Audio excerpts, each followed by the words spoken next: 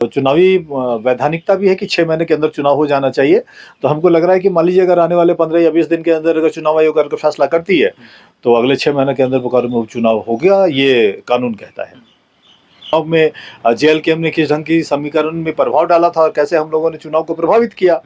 अब अगर इसके बाद बाई इलेक्शन होने दीजिए बोकारो में, उनके मानने या न मानने से क्या होता है। उसके बाद तो कांग्रेस और झारखंड आप लोग उनके पीछे क्यों पड़े। अच्छा मनोज जी एक बात बताइए, वो तो बोल रहे हैं कि सब नीची हरकत कर रहे हैं जेएलकेएम जो भी कर रहे हैं उनका इशारा बीजेपी वालों के पास है ना, उनका इशारा जो है वो बीजेपी वालों की तरफ है, हम लोगों की तरफ नहीं है।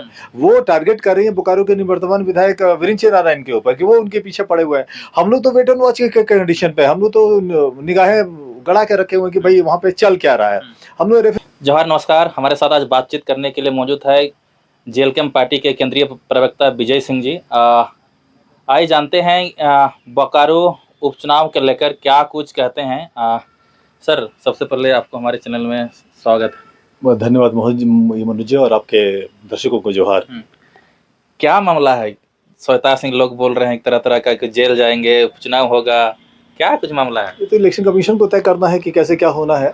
लेकिन जो प्रकरण है कि 4-4 voter I card, 2 pan card और एक आउटस्टैंडिंग ड्यूज का इंफॉर्मेशन इलेक्शन कमीशन को न देना, ये ऑफेंस है। हम लोग भी प्रथम दृष्टया ये मान रहे हैं और बोकारो के जो उपायुक्त हैं विजय यादव जी, उन्होंने भी एक रिपोर्ट बना करके राज्य चुनाव आयोग को भेजा है और उस रिपोर्ट में उन्होंने जो फैक्ट है वो उन्होंने लिख करके भेजा है।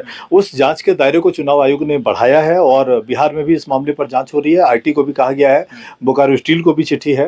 तो जो संबंधित विभाग है, जो संबंधित लोग हैं जिनको चिट्ठी गया है, नोटिस गया है, वो सब लोग इस मामले पर अपनी रिपोर्ट राज्य चुनाव आयोग को सौंप रहे हैं और उनकी रिपोर्ट आने के बाद राज्य चुनाव आयोग को फैसला करना है उनकी निर्वाचन को लेकर के। लेकिन हम लोग ये मान करके चलते हैं कि जिस ढंग का ऑफेंस रहा है डबल पैन कार्ड को लेकर के और एक जो आउटस्टैंडिंग है 45,000 का, उसको लेकर के हम लोग भी ये मानते हैं कि उनकी जो विधायकी है वो खतरे में है। और आपने जो कहा है कि जो संभावित बाई इलेक्शन का प्रश्न है, तो समय आने दीजिए, पार्टी उस पर तय करेगी कि क्या करना है क्या नहीं करना है। लेकिन आपको पता है कि जो 2024 का विधानसभा का चुनाव हुआ, उस इलेक्शन में हम लोगों ने समीकरण बदला था राज्यव्यापी, जिसमें 15 से अधिक सीटों वो तो नहीं मान रही है, श्वेता सिंह तो मान नहीं रही है। वो नहीं मान रहे हैं, उनके गठबंधन के लोग नहीं मान रहे हैं। तो बोकारो उपचुनाव अगर हो जाता है जो संभावित है, तो हम लोग बता देंगे कि हम लोगों ने क्या किया था। उस वक्त लोगों के समझ में आ जाएगा कि चुनाव में जेएलकेएम ने किस ढंग की समीकरण में प्रभाव डाला था और कैसे हम लोगों ने चुनाव को प्रभावित किया।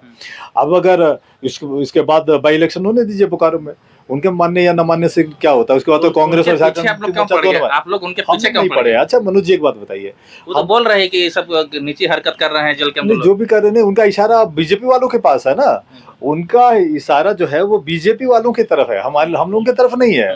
वो टारगेट कर रही है बोकारो के निवर्तमान विधायक विरिंच नारायण के ऊपर कि वो उनके पीछे पड़े हुए हैं। हम लोग तो वेट एंड वॉच के कंडीशन पे, हम लोग तो निगाहें गड़ा के रखे हुए कि भाई वहाँ पे चल क्या रहा है। हम लोग रेफरी की भूमिका है। पिछले बार जो मैच हुआ था उसमें हम लोगों ने प्रभावित किया, 7200 से श्वेता जी जीती हैं। हमारे कैंडिडेट ने लगभग 38,000 से ज्यादा वोट काटा है वहां पर। तो किस कारण से उनकी जीत हुई थी ये उनको याद रखना चाहिए था, एक बात। और दूसरी बात, हम लोग एक नया प्रयोग भी कर सकते हैं बोकारो के चुनाव में। तो इंतजार कीजिए, संसदीय बोर्ड को फैसला करना है, केंद्रीय कोर कमेटी को फैसला करना है। श्वेता सिंह किसी तरह हराना है, आप लोग तय कर लें। नहीं, हम लोग अपना काम करेंगे और क्या होगा ये वक्त बताएगा। और कैंडिडेट को लेके, कैंडिडेट हमारा रिपीट हो रहा है, नया आ रहा है या पार्टी नया प्रयोग करने जा रही है, तो जब टाइगर जयराम महतो जी का निर्देश आएगा, संसदीय बोर्ड बैठेगी, जो सेंट्रल कोर कमेटी के लोग हैं जब बैठेंगे तो तय होगा कि क्या करना है नहीं करना है। लेकिन एक बात मैं कह देता हूं कि अगर बोकारो में उपचुनाव हुआ तो हमको लग रहा है कि न सिर्फ झारखंड बल्कि अगल बगल के राज्य के लोग भी देखेंगे कि जेएलकेएम ने क्या प्रयोग किया है वहां पर। मतलब नया कुछ करने वाले हैं। मैंने आपको हिंट किया है कि नया पार्टी कुछ मतलब जो लोग ये नहीं मान रहे हैं कि मेरे कारण चुनाव जीते हैं या हारे हैं, उसको आप लोग मतलब समय पर उनका जवाब दे दिया जाएगा और जवाब हम लोग देंगे। वो समय आने दीजिए, बाई इलेक्शन होगा तो हम लोग अपने प्रयोग के जरिए उनको जवाब दे देंगे कि 15 सीटों पर एनडीए क्यों हारी थी और 56 सीटों के साथ जेएमएम की सरकार आज क्यों है राज्य के अंदर। उस एक प्रयोग से सबको पता चल जाएगा। मैंने कहा आपको कि उस चुनाव का, उस उपचुनाव का कैनवास इतना बड़ा होगा कि झारखंड बिहार के लोग देखेंगे कि जेएलकेएम ने टाइगर जयराम महतो के नेतृत्व में बोकारो के उपचुनाव में क्या प्रयोग किया है। अच्छा, आप लोग ऐसा क्यों कह रहे हैं कि श्वेता सिंह जेल जाएंगे? ये हम लोगों ने नहीं कहा, हम लोगों ने कभी नहीं कहा कि वो जेल जाएंगे। हम लोगों ने ये कहा कि उनका निर्वाचन रद्द होगा। जिस ढंग से उन्होंने डॉक्यूमेंट में हेरफेर किया है, या उनके जो अटॉर्नी रहे हैं, उन्होंने जो डॉक्यूमेंट सबमिट किया इलेक्शन कमीशन में चुनाव के टाइम में, 2024 के विधानसभा चुनाव के टाइम में, उसमें लेकुना है, उसमें प्रॉब्लम है। तो वो प्रॉब्लम हम लोगों ने क्रिएट नहीं किया। पैन कार्ड जो है वहाँ हम लोग नहीं है, वोटर आई कार्ड में हम लोग नहीं है। हम लोगों ने मना नहीं किया कि बोकारो स्टील का पैसा मत दीजिए आप। तो ये जो चक्कर है वो उनका किया धरा है। तो जस करनी तस भोगन दाता, हमको लग रहा है कि समय आ रहा है। पैन कार्ड दो को बनाना क्यों पड़ा? ये जवाब तो उनको देना है। हमको क्या मालूम क्यों क्या कर रही थी दो पैन कार्ड बना करके। मैं तो ये कह रहा हूँ कि दो पैन कार्ड बनाना ऑफेंस है, दो पैन कार्ड बनाना गैर कानूनी है, ये नहीं बनना चाहिए था। और ये हमको लग रहा है कि जो होता है ना केमिस्ट्री में, एक है एक इक्वेशन होता है, रिवर्सिबल रिएक्शन और इरिवर्सिबल रिएक्शन। तो ये इरिवर्सिबल रिएक्शन है, यह रिवर्स नहीं होगा। उनके हाथ से तीर निकल चुका है। अब जो संबंधित लोग हैं, जो एजेंसियां हैं, उनको जांच करके रिपोर्ट सौंपना है राज्य निर्वाचन आयोग को, और फैसला चुनाव आयोग को अब करना है। गेंद अब चुनाव आयोग के पाले में है। तब विधायकी जाएगी कि नहीं, जरा कंफर्म कर दीजिए। हम तो देख रहे हैं कि वो जा रही है, विधायकी जा रही है। बिल्कुल। क्योंकि पैन कार्ड का जो मामला है और जो जानकारी उन्होंने देनदारी को लेकर के छुपाया है, और 4-4 वोटर आई कार्ड, ये ट्रिपल ऑफेंस है। हमको लग रहा है कि उनकी विधायकी जा रही है। कांग्रेस को नए उम्मीदवार पर विचार करना चाहिए। कब तक लग रहा है कि अगर उसके विधायक जाती है तो उपचुनाव कब तक होगा? हमको लग रहा है कि देखिए, अगर इस तरह का कुछ होता है तो वो चुनावी वैधानिकता भी है कि 6 महीने के अंदर चुनाव हो जाना चाहिए। तो हमको लग रहा है कि मान लीजिए अगर आने वाले 15 या 20 दिन के अंदर अगर चुनाव आयोग अगर फैसला करती है, तो अगले 6 महीने के अंदर बोकारो में उपचुनाव हो गया, ये कानून कहता है। आपके पार्टी के अंदर कुछ गड़बड़ियाँ चल रही है, कैसे देख रहे हैं? किस तरह का गड़बड़ी?